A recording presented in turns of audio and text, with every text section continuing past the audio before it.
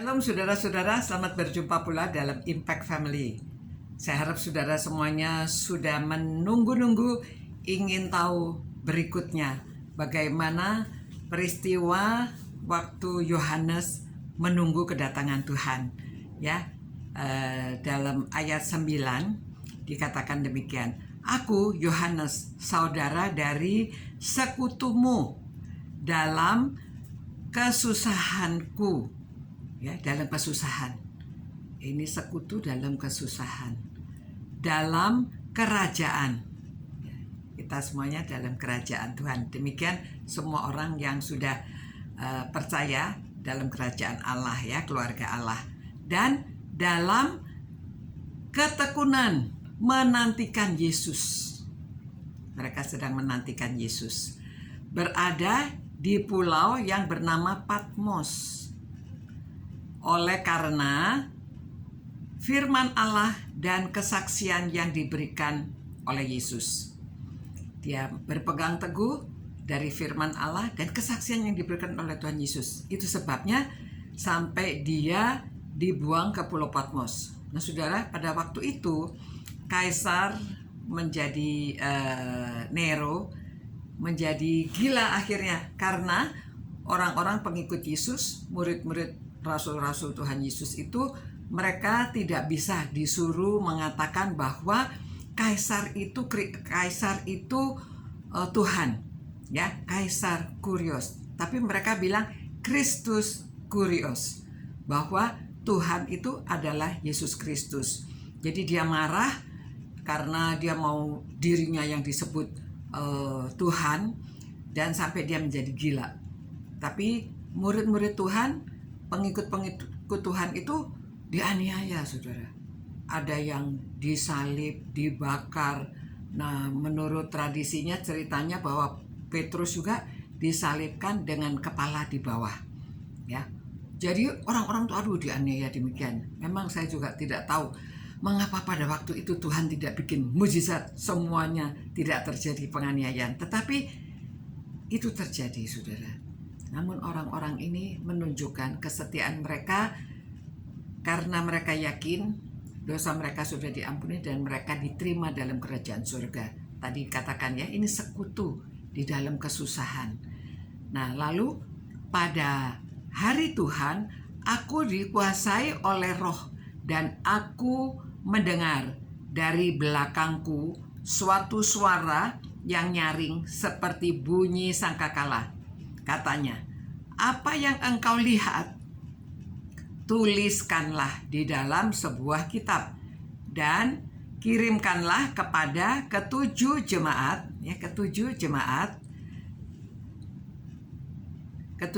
ini, ke Efesus, ke Smyrna, ke Pergamus, ke Tiatira, ke Sardis, ke Philadelphia, dan ke Laodikia. Ya, mengapa hanya 7 jemaat ini mewakili, saudara, ya, mewakili. Memang di dalam kitab Wahyu ini angka 7 banyak ditulis. Itu sebabnya orang-orang Kristen merasa angka yang sempurna itu angka 7. Karena di sini kebanyakan ditulis angka 7. Nanti saudara, di dalam Wahyu ini kita banyak melihat angka-angka, ya. Angka 12 mewakili 12 suku, dan angka 10 merupakan angka yang sempurna dan perkalian-perkaliannya. Saudara-saudara, nanti kita akan belajar melihat bagaimana orang-orang yang menantikan kedatangan Tuhan Yesus yang kedua kali, dan apa penglihatan yang dilihat oleh Yohanes. Jadi supaya kita mengerti juga, supaya kita juga membaca firman Tuhan dengan benar, karena seperti kemarin sudah saya katakan bahwa ada pengajaran-pengajaran sesat, ya. Dan pada waktu itu juga kalau saudara membaca di Kisah Para Rasul pasal 12 ayat mulai 22 itu, dan rakyat bersorak membalasnya, ini suara Allah dan bukan suara manusia. Ini kepada Herodes, ya. Dan seketika itu juga ia ditampar malaikat Tuhan karena ia tidak menghormati Allah dan mati dimakan cacing-cacing, ya. Pada waktu itu Herodes sedang berpidato kepada rakyat dan rakyatnya bersorak-sorak dia itu suara Allah, Tuhan tidak berkenan. Demikian juga kita semuanya, kalau kita ada keberhasilan, kita dipuji boleh, tetapi jangan sampai kita merasa mewakili Allah, kita itu Allah. Ya, memang kita mewakili Allah di dalam membicarakan firman Tuhan, tetapi bukan kitanya yang Allah, tetapi tetap Allah adalah Allah Bapa di sorga di dalam Yesus Kristus. Mari kita berdoa dan hidup berkenan kepada Tuhan.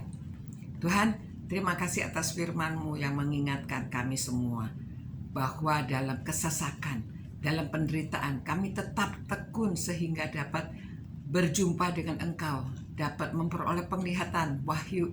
Ya Tuhan, berkatilah setiap orang yang setia ini. Berkatilah orang-orang yang tetap di dalam Engkau, beriman kuat, supaya kami berpengalaman dengan Kristus, berpengalaman dengan Allah.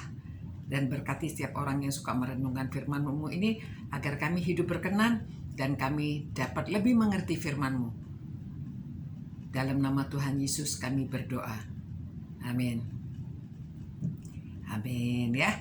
Nah saudara-saudara, mari kita dengan tekun, setia, mengerti firman Tuhan dan hidup berkenan kepada Tuhan. Dengan setia, kita juga mengerti bagaimana kita harus menyikapi hidup dalam menantikan kedatangan Tuhan yang kedua kali. Ya, kita menghadapi tahun baru, biarlah kita dapat hidup berkenan dan mengerti bagaimana menyongsong tahun yang baru. Sampai berjumpa. Ciao.